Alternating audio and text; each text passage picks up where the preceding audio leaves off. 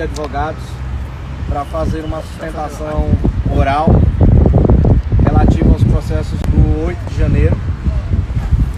Nós tínhamos os nossos processos sendo julgados através do plenário físico, como todos puderam acompanhar na semana passada, os julgamentos que foram realizados. Entretanto, semana passada, a ministra presidente do Supremo Tribunal Federal, atendendo a pedido do relator ministro Alexandre de Moraes, modificou o rito dos julgamentos e levou os processos do plenário físico para o plenário virtual.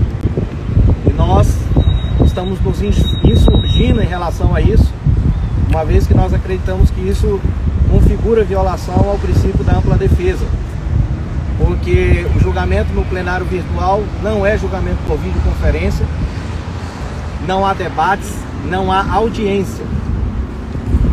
Há apenas um procedimento onde os advogados gravam as suas sustentações orais, juntam no processo, os julgadores supostamente assistem e proferem os seus votos por escrito. A sociedade não vê os julgamentos, não ouve os debates dos ministros, e isso é prejudicial à defesa dos nossos clientes. E nós resolvemos, já que nós vamos ter que gravar a sustentação oral e colocar no processo, ao invés de gravar no escritório, nós resolvemos gravar aqui na frente do Supremo Tribunal Federal, porque senão nos autorizam que defendamos os nossos clientes lá dentro, nós os defenderemos aqui fora. Sejam todos bem-vindos. Há cerca de um ano, no dia 20 de outubro de 2022, durante um julgamento no Tribunal Superior Eleitoral, TSE, da decisão que suspendeu a monetização de diversos canais de direita, em um voto absolutamente constrangedor, a ministra Carmen Lúcia disse que, abre aspas, não se pode permitir a volta de censura sob qualquer argumento no Brasil. Contraditoriamente, logo na sequência, ela votou, juntamente com os ministros Benedito Gonçalves, Alexandre de Moraes e Ricardo Lewandowski, pela censura dos canais em um documentário da Brasil Paralelo, mas só por 10 dias, até o segundo turno da eleição presidencial. Na oportunidade, a ministra ainda disse que tal medida poderia ser um remédio ou um veneno. Bem, eu acredito que a censura é sempre as duas coisas. É remédio na visão dos censuradores e veneno na boca dos censurados. No dia da prolação dessa decisão, eu não consegui dormir. Fiquei imaginando que tipo de país eu deixaria para os meus filhos e o que eu poderia fazer para deixar registrado que diante do arbítrio eu não me calei. No dia seguinte, então, eu peguei a minha Constituição velhinha, que eu tenho aqui, um megafone, e vim aqui para a Praça dos Três Poderes, na frente do STF. E durante 10 dias eu li a Constituição Federal e transmiti nas minhas redes sociais para lembrar aos ministros que se a lei maior do nosso país havia sido ignorada por eles, não havia sido esquecida pelo povo. Todavia, mal sabia eu que atrocidades jurídicas muito maiores viriam a ser cometidas contra cidadãos brasileiros, a revelia da Constituição Federal pela Corte, que tem como função precípua defendê-la. Durante os últimos 9 meses, enquanto advogados dos réus de 8 de janeiro, temos presenciado diariamente violações aos direitos humanos, à Constituição e à lei.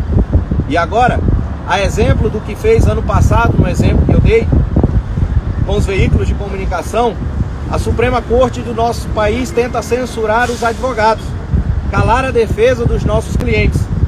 Querem ocultar da população um julgamento que, segundo o artigo 37 da Constituição Federal e o artigo 11 da Declaração Universal dos Direitos Humanos, deve ser público.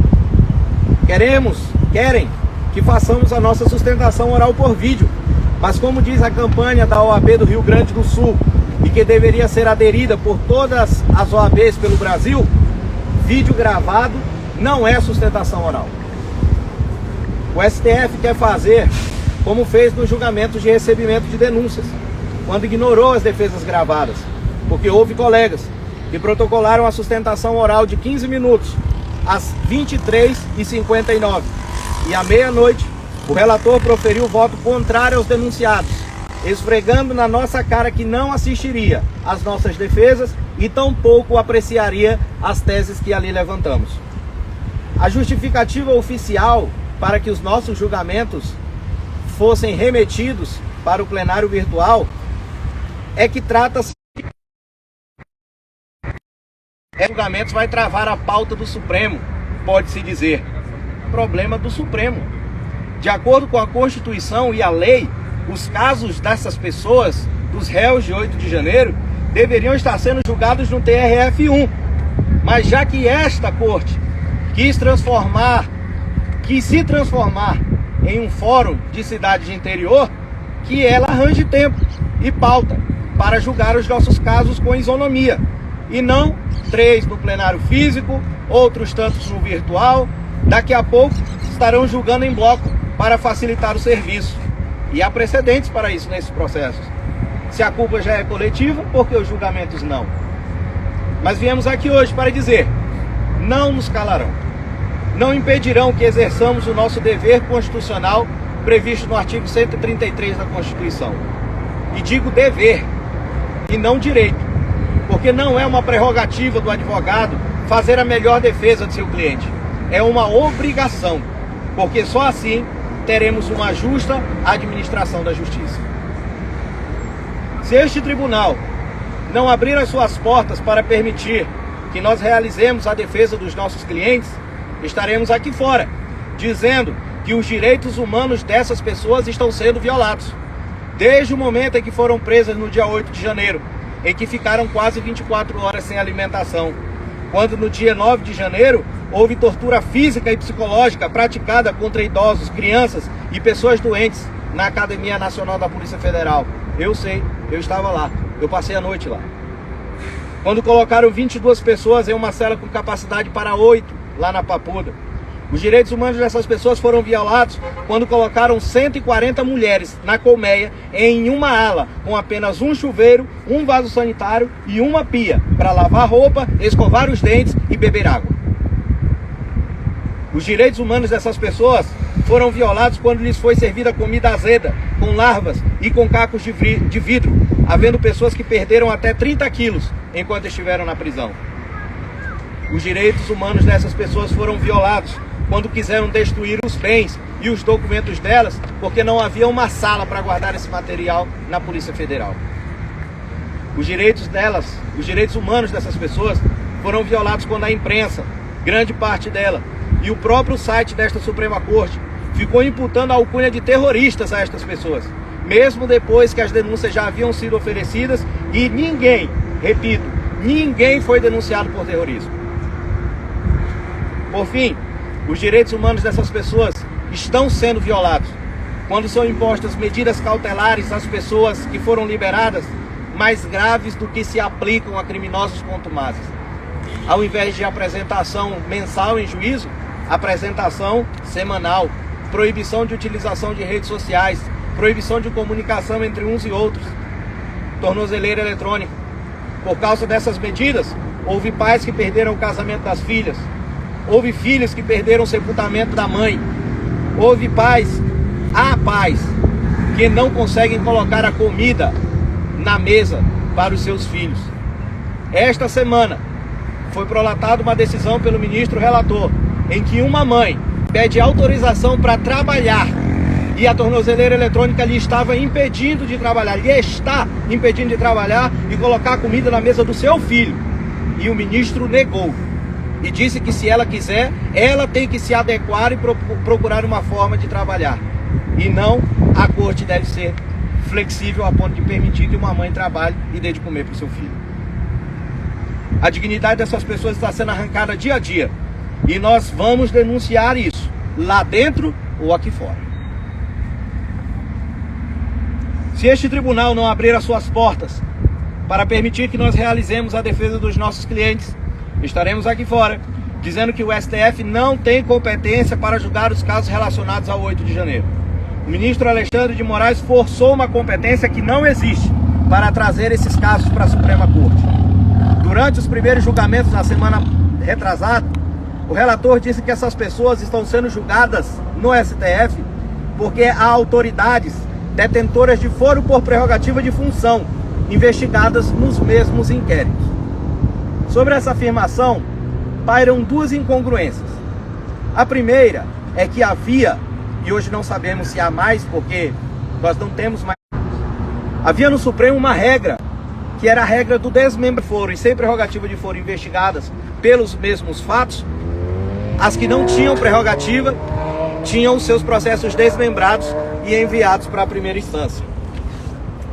A segunda incongruência nessa declaração é que, se nós fizermos uma análise e um exercício de pensamento, nós fazemos o seguinte questionamento: se eu, que não tenho foro por prerrogativa de função, sou investigado no STF, e uma pessoa que tem foro por prerrogativa, ambas são investigadas, e eu, que tenho a prerrogativa, não sou denunciado, não viro réu, e o processo é arquivado em relação a mim.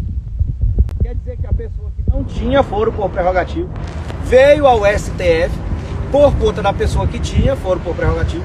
Esta pessoa sai e aquele que não tem prerrogativa fica para ser julgado por uma corte que não é competente para julgá-la. Mas pior do que isso, nós não conseguimos saber se existem de fato autoridades públicas com foro privilegiado, como assim é chamado, para ser julgado no STF, porque nós não temos acesso à íntegra dos autos. Então não tem como eu saber. É por isso que não existe conexão entre inquéritos, conforme versa o artigo 69 do Regimento Interno do STF, que é o artigo invocado para atrair a competência desses casos para a Suprema Corte. Se você olhar no termo de autuação do inquérito 4921, 4923, 4922, na PET 10.820, você verá que todos esses inquéritos vieram ao Supremo Tribunal Federal através de conexão com o inquérito 4879.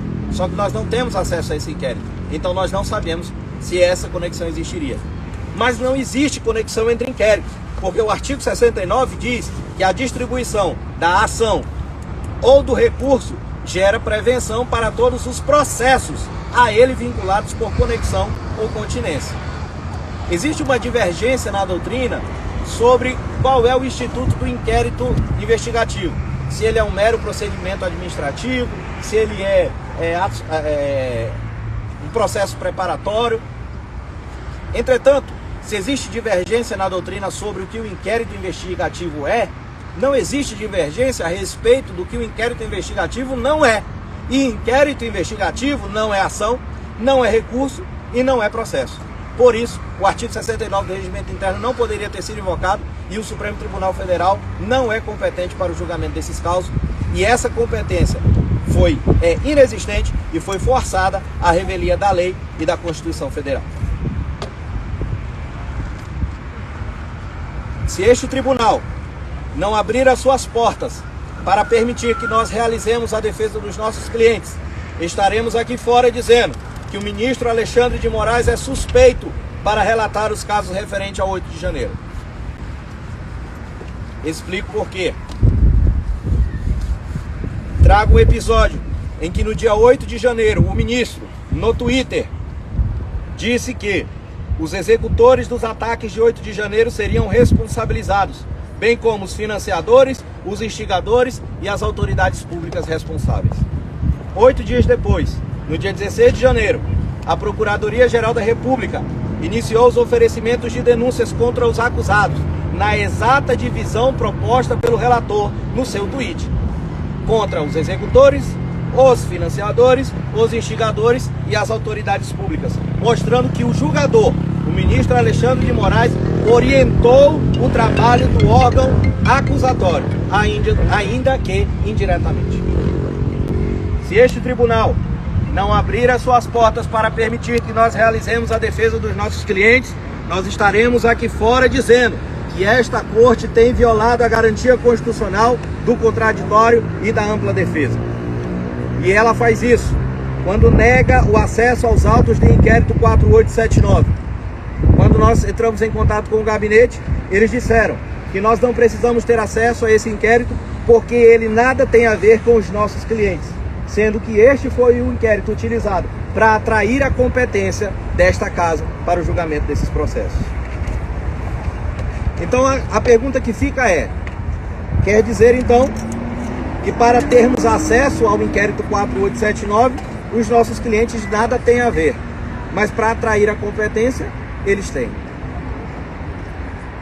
O STF também violou a ampla defesa e o contraditório quando negou o acesso aos autos de prisão em flagrante nas audiências de custódia. Chegávamos para atender os nossos clientes e nem a defesa, nem a acusação e nem os juízes tinham os autos de prisão em flagrante em mãos. Viola também quando não constam dos autos os vídeos dessas audiências. Nós não temos os vídeos das audiências de custódia hoje nos autos. O direito à ampla defesa e o contraditório é negado também quando nós temos negado o acesso aos vídeos das câmeras de segurança dos palácios das praças dos três poderes. Segundo o depoimento da testemunha de acusação, Major José Eduardo Natali de Paula Pereira, funcionário do GSI, que estava dentro do Palácio do Planalto, a Polícia Federal recolheu os vídeos das invasões já no dia 9 de janeiro. Entretanto, esses vídeos somente foram disponibilizados às defesas no dia 21 de julho de 2023, ou seja, 3 dias antes do início dos interrogatórios, sendo impossível para a defesa realizar a análise de cerca de 4 terabytes de material fornecido pela Polícia Federal antes das audiências. Por todos esses motivos, resta claro que esta Corte, no presente procedimento, tem violado o princípio da ampla defesa e do contraditório, nos termos da súmula vinculante 14 e do artigo 5º, inciso 55 da Constituição Federal. Se este tribunal não abrir as suas portas para permitir que nós realizemos a defesa dos nossos clientes, estaremos aqui fora dizendo que as audiências de custódia foram realizadas de maneira ilegal. Durante os primeiros julgamentos da semana retrasada, o relator disse que não acreditava que houve prisões ilegais, pois todas as audiências de custódia foram realizadas. Mas vejamos como se deram essas audiências para verificarmos se havia possibilidade do reconhecimento de alguma nulidade. Primeiro, as defesas, a acusação e os próprios juízes não possuíam os autos de prisão em flagrante. Desta forma, como analisar as ilegalidades se não havia documentos? Segundo, ainda que nós tivéssemos em mãos os autos e houvesse ali comprovada alguma nulidade, os juízes condutores, se os juízes condutores observassem alguma ilegalidade, eles não poderiam decidir, pois o ministro apenas lhes delegou a competência parcial de serem secretários dele, colhendo os depoimentos sem poder decidir sobre as alegações das defesas. E terceiro, nenhuma audiência de custódia foi realizada no prazo de 24 horas que determina o artigo 310 do Código de Processo Penal. As pessoas foram presas no dia 8 e 9 de janeiro. As audiências de custódia iniciaram somente no dia 12 de janeiro, ou seja, após 96 horas das prisões, e somente terminaram 10, 11 dias depois, com a decisão do relator, liberando algumas pessoas e mantendo na prisão outras milhares. Se este tribunal não abrir as suas portas para permitir que nós realizemos a defesa dos nossos clientes, estaremos aqui fora, dizendo que a maioria dos acordos de recebimento das denúncias são nulos por carência de fundamentação. Além de genéricos, as decisões que receberam as denúncias são fundamentadas com teses não suscitadas pela defesa e ignoram outras teses que foram levantadas. Além disso, há em algumas delas trechos copiados de defesas alheias ao processo que está sendo julgado.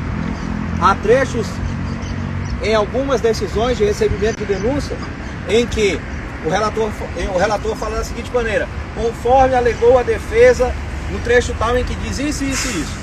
E esse trecho não consta do instrumento defensivo. Foi outro advogado que escreveu e foi colocado ali na decisão, tornando-a nula por ausência de fundamentação. Se este Supremo Tribunal Federal não abrir as suas portas para permitir que nós realizemos a defesa dos nossos clientes, estaremos aqui fora dizendo que a figura do crime multitudinário é inconstitucional, uma vez que viola o princípio da presunção de inocência e da individualização da pena previsto no artigo 5º, inciso 57 e 45 da Constituição Federal.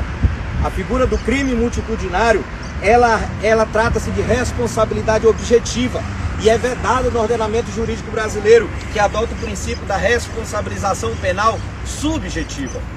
Se crimes foram praticados na Praça dos Três Poderes no dia 8 de janeiro, não pode o simples fato de alguém estar nas proximidades aderir por osmose ao desiderato criminoso de outros. Tal situação é incabível juridicamente, pois não existe adesão geográfica à prática criminosa. Pensemos no seguinte exemplo: eu e dois amigos entramos em um banco, todos com a intenção de sacar dinheiro. Há ali então um união subjetivo. Nós três entramos para sacar dinheiro. Todavia, ocorre uma discussão entre meus dois amigos e ambos começam a brigar e promover um quebra-quebra dentro da agência bancária. Nesse momento, já não há mais vínculo de conduta entre mim e eles. Deveria eu, portanto, ser punido como os causadores dos danos pelo fato de haver chegado com eles e estar no mesmo local? De forma alguma. Foi o que ocorreu no dia 8 de janeiro. Diversas pessoas vieram à Praça dos Três Poderes manifestar pacificamente. Se houve pessoas que promoveram depredações, que sejam identificadas e punidas nos termos da lei, e não exemplarmente, porque não existe punição exemplar. Ou a pessoa é culpada e deve pagar conforme manda a lei, ou ela é inocente e deve ser absolvida. Entretanto, não é aceitável que uns paguem pelos crimes de outros. Ademais, são vastas as imagens gravadas no dia das depredações, onde inúmeras pessoas presentes nos locais dos atos bradavam: não quebra, não quebra. Tal fato é corroborado pelo depoimento do agente do GSI, Major Eduardo Natalio, que estava no Palácio do Planalto no momento das depredações, em que ele afirma: primeiro, havia diversidade de condutas entre as pessoas presas. A maioria das pessoas que foram presas não estava depredando. A maioria das pessoas que foram presas ficaram surpresas com a conduta dos vândalos. Muitos ajudaram o major a conter os que estavam depredando. Ou seja, havia diversidade de condutas. Desculpa por favor. Ah, tá, tranquilo. Fica à vontade. Obrigado. Desculpa aí, tá? Tranquilo. Vamos, galera.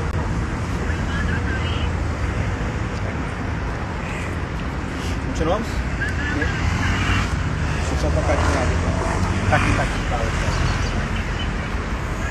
Ela tá aparecendo aqui? Deixa eu ter que... Pode deixar ele.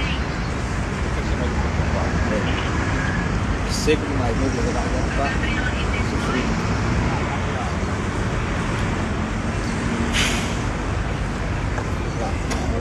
Além disso, a causa de agir sob a influência de multidão é circunstância que atenua a pena nos termos do artigo 65, inciso 3, a linha E do Código Penal, e não pode ser utilizada para imputar crimes a quem não cometeu, como pretende o Ministério Público. Todavia, a manifestação do relator, ministro Alexandre de Moraes, sobre os casos aqui analisados é determinante em nosso sentir. Manifestação que ele fez em entrevista à revista Piauí. Esses crimes que têm condutas múltiplas, esses crimes que têm condutas múltiplas, você precisa individualizar a conduta. Ou seja, estava no local, tem que comprovar que estava no local, participou da depredação e houve a depredação. Você não precisa dizer que riscou o quadro tal, o outro riscou tal. Assim, verifica-se que o doutrinador elenca 3 requisitos para a condenação. Primeiro, ter havido a depredação, o que não se nega. Segundo, ter o acusado estado no local. E terceiro, ter o acusado participado da depredação. E para verificar a incidência dessas 3 hipóteses, faz-se necessária a individualização de condutas, o que não foi feito até agora, porque existem pessoas que sequer chegaram à Praça dos Três Poderes. Eu tenho um cliente que saiu do QG, foi preso em frente a uma Garrincha, na hora que as depredações ainda nem haviam iniciado, e até hoje ele está preso. Então é necessário que se faça a individualização das condutas, e essa individualização seria perfeitamente possível se tivesse sido realizada uma investigação séria, uma vez que há provas sobradas de câmeras de gravação na Praça dos Três Poderes, no Supremo Tribunal Federal, no Congresso Nacional, no Palácio do Planalto, exceto aquelas que foram ocultadas pelo Ministério da Justiça.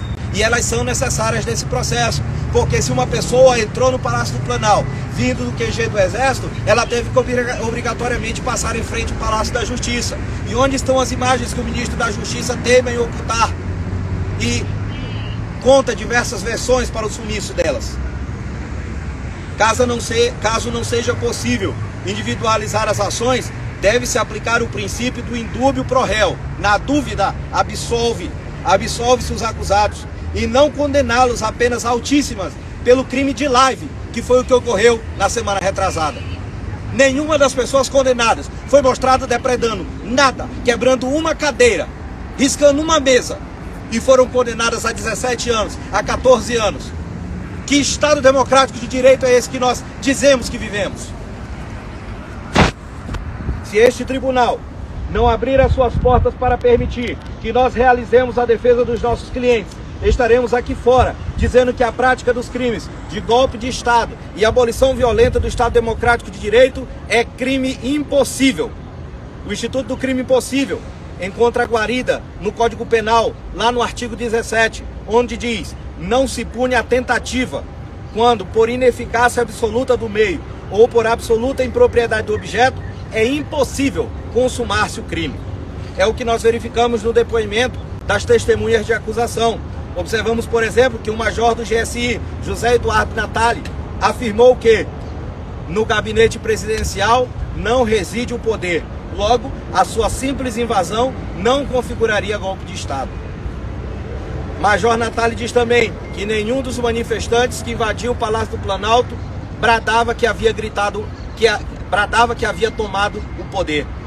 Além disso, o major também confirma que os três poderes não funcionam no domingo. Logo, um golpe de Estado seria um crime impossível de ser realizado.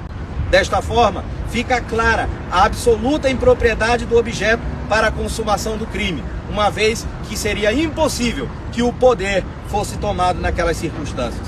Além disso, caso de fato manifestantes tivessem a intenção de depor o governo, não havia capacidade física para produzirem o seu intento. Desta forma, configura-se a ineficácia absoluta, a ineficácia absoluta do meio, por não haver a possibilidade de aquelas pessoas, pela sua própria compleição física e a inexistência de armas, cometerem o crime, esses crimes de golpe de Estado e tentativa de abolição violenta do Estado Democrático de Direito. Mesmo em relação aos manifestantes que ingressaram nos palácios e promoveram os atos de vandalismo, a configuração da figura penal da abolição violenta do Estado Democrático de Direito, prevista no artigo 359-L do Código Penal, não pode ser imputada. Eu explico por quê. No artigo 359-L diz assim: o crime de abolição violenta, tentativa de abolição violenta do Estado Democrático de Direito. Tentar, com emprego de violência ou grave ameaça, abolir o Estado Democrático de Direito, e agora atentem para isso, impedindo ou restringindo o exercício dos poderes constitucionais. O que acontece? O núcleo do tipo penal, deste tipo penal, exige dois tipos de conduta: uma tentada e uma consumada. Tentar abolir através da restrição e do impedimento do exercício dos poderes constitucionais. Então, fica claro que, para que haja a tentativa da prática desse crime, exige-se a consumação de ações preliminares, que são o impedimento ou a restrição dos exercícios e o exercício dos poderes constitucionais. Desta forma, considerando que os atos de vandalismo foram rápidos e facilmente debelados pelas instituições de Estado, ainda que tais atores tivessem como objetivo a abolição violenta do Estado Democrático de Direito, que não ocorreu, sequer a tentativa teria acontecido, uma vez que não houve impedimento ou restrição do exercício dos poderes constitucionais. A polícia chegou, levou todo mundo e em nenhum momento o Estado Democrático de Direito do Brasil parou de funcionar. Além disso, a redação das elementares do tipo que é impedir ou restringir estão no gerúndio. Esse impedimento e essa restrição, elas devem ser duradouras, o que também não ocorreu, porque, como eu disse, aquelas pessoas foram facilmente apreendidas e rapidamente.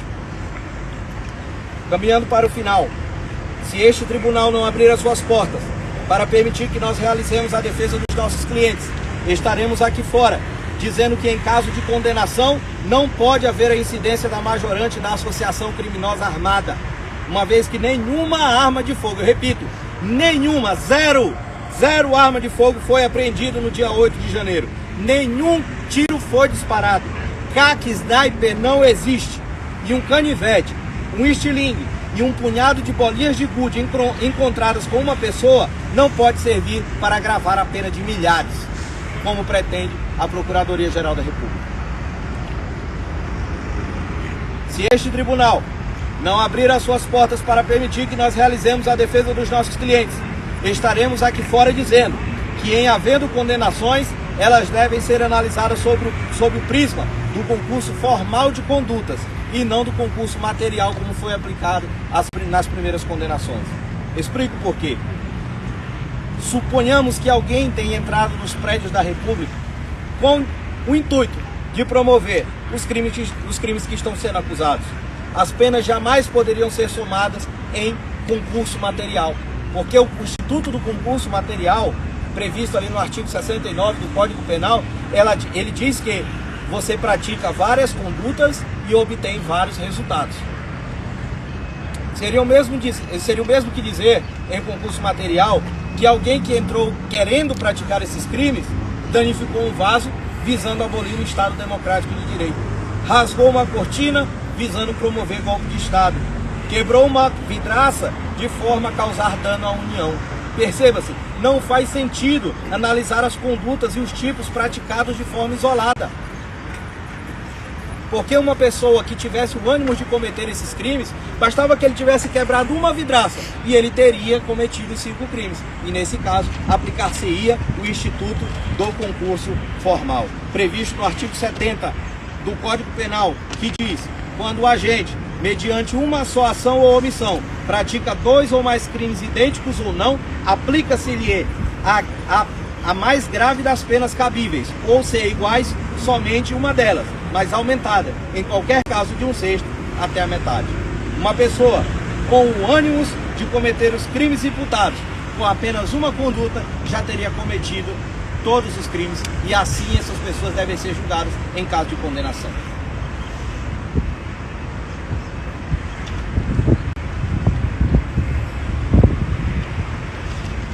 Por fim,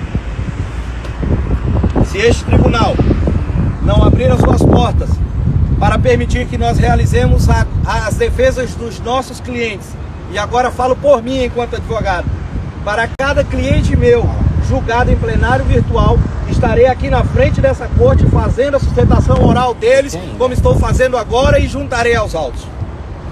Falo agora a Ordem dos Advogados do Brasil. Vocês são corresponsáveis pelo que está acontecendo. Já vimos alertando há tempos que estes julgamentos estão formando precedentes perigosíssimos para toda a advocacia, e vocês permaneceram silentes, e quando se manifestaram foi para dar apoio ao arbítrio. Vocês têm uma última chance de consertar isso, que amanhã, na reunião que todos os presidentes de seccionais do Brasil terão com o ministro Alexandre de Moraes, vocês se façam ouvir e que a advocacia possa ser respeitada, pois é pilar do Estado de Direito.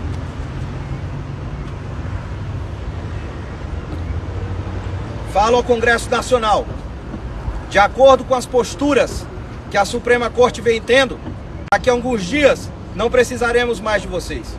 O Supremo Tribunal Federal já fez as vezes do Poder Executivo no mandato presidencial passado e agora invade a competência da Casa Legiferante. Apelo agora aos demais ministros da Suprema Corte: não permitam que mais essa injustiça seja perpetrada nesse caso. Peçam destaque desses julgamentos e permitam que os réus de 8 de janeiro sejam julgados com a mínima defesa, porque com a ampla defesa já não é mais possível. Por fim, aos colegas advogados que nos ouvem, eu digo: não desistiremos e não nos intimidaremos. Seremos a voz que ecoará o grito de desespero dos injustiçados que perecem naquelas masmorras, não apenas da Papuda, mas em todo o Brasil.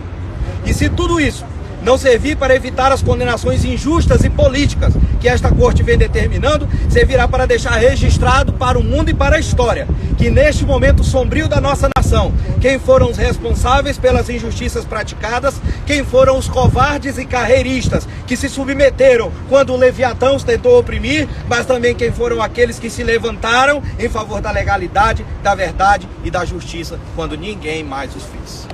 Muito obrigado.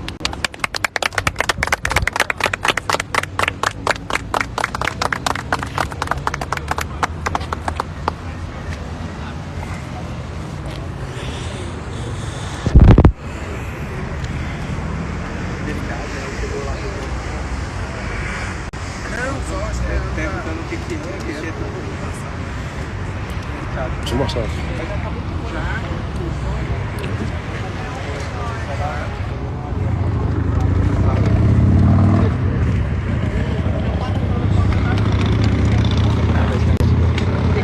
Entendi. Toda vez que dá pra resolver. Nós vamos ter que gravar o vídeo para poder colocar, fazer sustentação oral para colocar no processo textual. Né? Já que não pode dar presencial. E aí o que vai fazer? Vai fazer a gravação. Não tô filmando. É que a gente fez a gravação total da live. Isso faz parte. É isso. Aí vai colocar cada um que for fazer a sustentação oral do seu cliente, vai fazer aquela gravação aqui e colocar dentro do processo. Em vez de fazer no escritório, Aí fica algo fazendo simbólico, como assim, já vocês não deixam a gente entrar para fazer lá, não, coisa não importa. Né? Aí você fala assim, não pode fazer aquilo. Aí beleza, vai,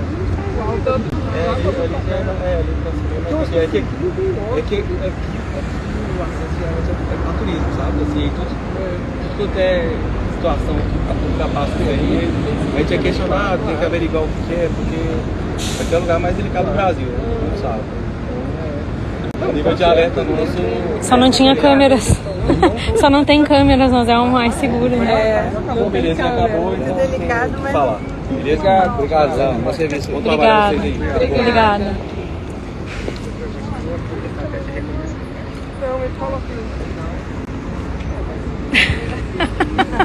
Oi. Você chegou, não trouxe violão, não? Você afrontando com esse texto aí, que absurdo. Não cansa, não. Deixa assim. Doutora, você não pode entrar não. Você não pode Nem vai, né? Você vai mandar as fotos para nós. Eu já ia aqui começar a foto do lado. Manda aí pra gente poder Essa uma postalada aqui. É. Já tava querendo bailar com a gente. Acho que aqui é muito delicado. Não é manifestação, é trabalho. Só tá fazendo aqui tudo deixar.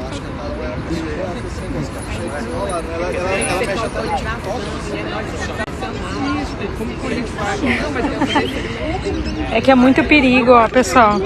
É muito perigo pro STF. É. Doutor? Ó, O negócio é perigoso. é muito perigo. Eles estão se sentindo ameaçados. E aí, vambora, minha filha? Não, agora que nós vamos rezar. Vocês vão... Beth deve estar com o correndo na câmera. Não, na hora de rezar você foge, né? Tá parecendo o povo de lá, ó. Vamos rezar o texto das lágrimas. Outra. É uma só carne. Beth reza tanto. Ela reza tanto que eu Sobre tenho aquele medo de assunto, amanhã eu tô descendo pra fazenda. Na hora que sai o foguete, eu quero Você manda, no outro dia, eu quero ver assim, tô passando. tem que ser.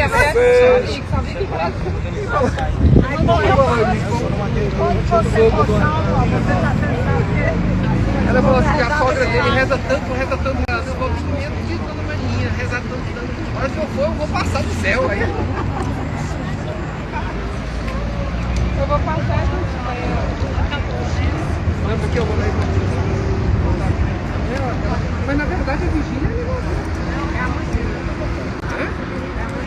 Ué, então ela tá confundida, coitada, que ela vai chegar na casa dela. Foi na missa aí, então ela vai chegar na casa dela, vem rezar e eu vou pegar ela.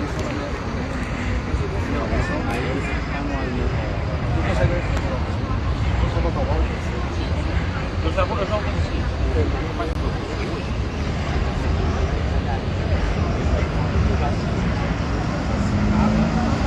certinho, isso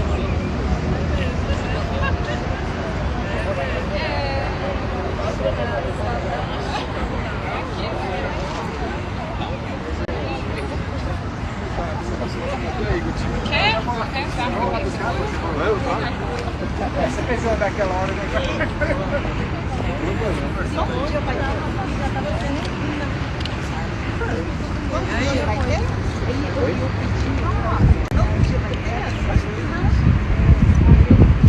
doutora Ezequiel fez um apanhado geral. A sua agora sim, a citação para poder aplicar. Vai ter, não é amanhã? Catedral não, hoje não. Só sobre esse Ah, você vai pra mim aonde? Mas essa daqui, Eu vou entrar na câmera agora. Então a gente vai poder pegar essa que essa sustentação ela serve para os agora que eu estou habilitado, eu quero prestar atenção. Porque essa sustentação ela serve para todo mundo, serve para todos os processos. Eu mostrei. Porque na verdade eu vou uma construção isso aqui, né? É para registrar. Quase meia-noite e depois saiu a petição meia-noite. Sim, entendeu? Pra gente mostrar que estava errado. Aí eu fui. Ah, eu tinha parceiro. Aí eu mandei pra todo mundo. Isso aqui é Até pra... Isso aqui não é para